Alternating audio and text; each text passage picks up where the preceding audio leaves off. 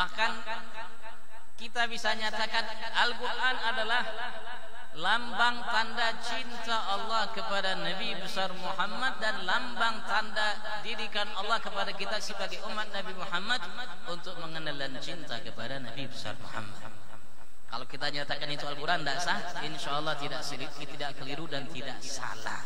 Karena kalau orang betul baca Al-Quran dengan hati yang bersih, jiwa yang bersih, ia akan dapatkan hal itu. Sudah dari awal Allah Subhanahu wa taala ceritakan kita tentang sosok agung Nabi besar Muhammad sallallahu alaihi wa alihi wasallam.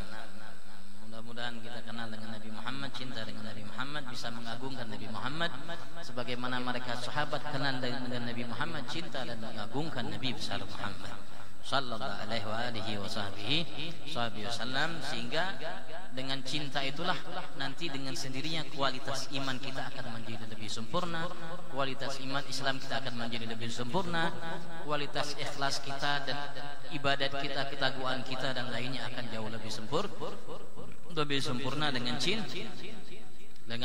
Karena orang yang cinta itu akan mengikuti apapun yang diajarkan, dididik, diberikan,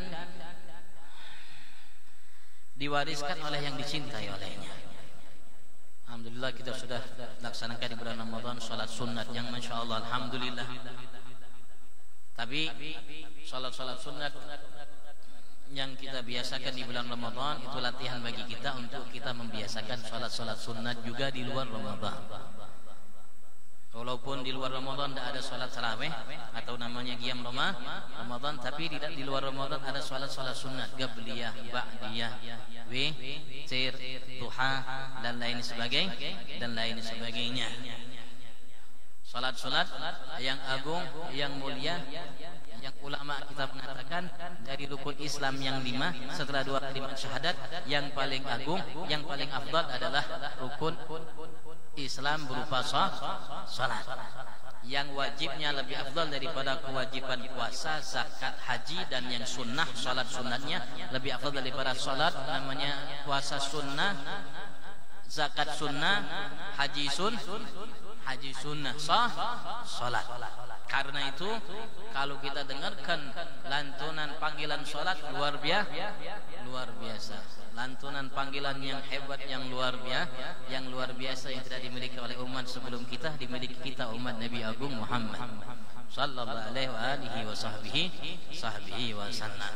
Setiap kali kita mendengar panggilan tersebut, setiap kali juga kita mengucapkan, melantunkan kalimat dua kalimat syahadat sebagai sumber namanya yang agung dari rukun Islam dan rukun iman, dan semua kembali dalam 2 kalimat syahadat. Di antara salat yang agung, salat yang mulia, salat duha. Sampai Sayyidina Abi Hurairah mengatakan, "Awsani khalili sallallahu alaihi wasallam bi siyam 3 ayyam min kulli syahr wa rak'atay duha wa adbutit qabla an arqud." Rawahu Syaikhan. Hadis yang sahih Imam Bukhari Muslim. Sayyidina Abu Hurairah mengatakan, telah berwasiat kepadaku kekasihku Nabi besar Muhammad. Nabi Muhammad telah berwasiat kepadaku untuk melaksanakan puasa 3 hari setiap bulannya. Setiap bulan puasa hanya 3 hari.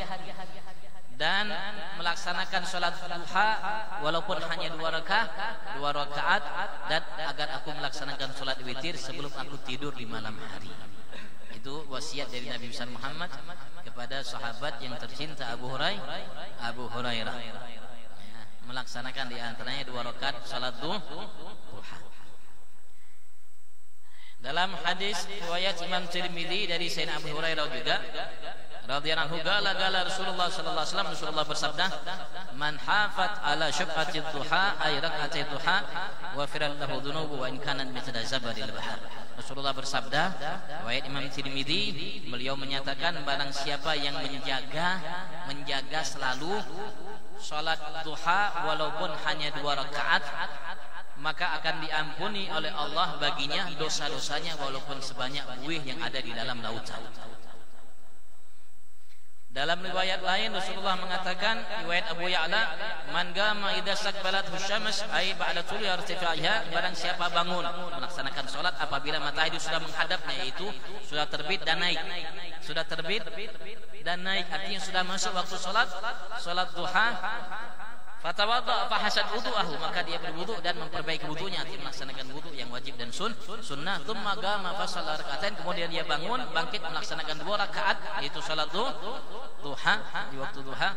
Ghufirat lahu khataya wa in kana kama waladatu ummuh, maka diampuni oleh Allah dosa-dosanya, maka ia termasuk seperti seseorang yang baru dilahirkan oleh ibunya. Hanya 2 rakaat.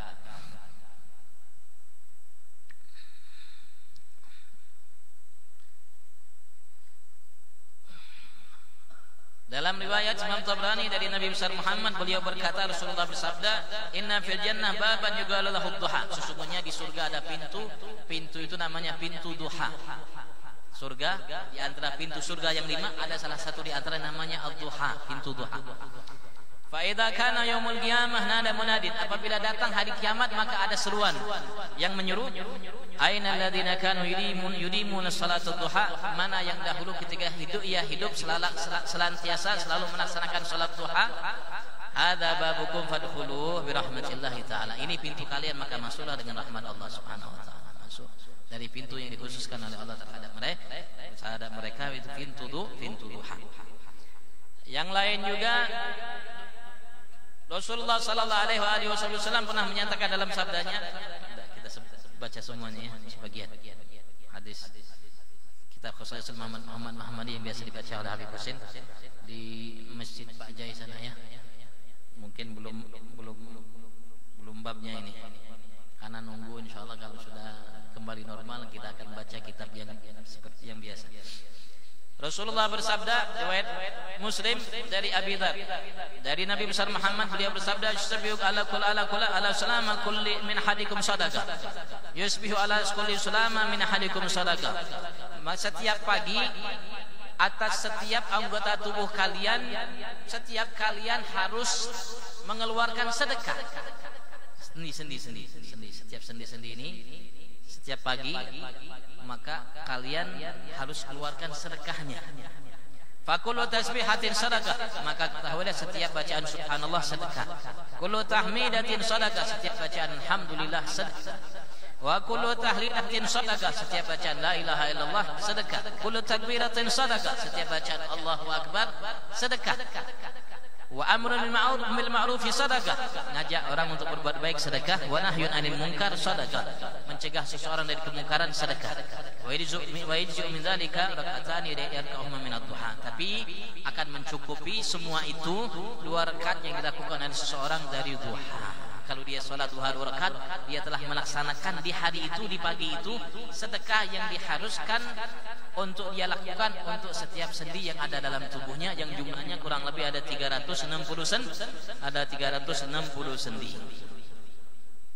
2 rakaat. Dan dalam hadis yang lain Rasulullah mengatakan, lal faqr ma'ad duha walal ghina ma'az zina, tidak akan mungkin seseorang tertimpa kefakiran selagi dia sholat duha, dan tidak akan mungkin seseorang kaya kalau dia berbuat zina. Kata Nabi kita Muhammad sallallahu alaihi wasallam, alhamdulillah kalau kita setiap hari kerja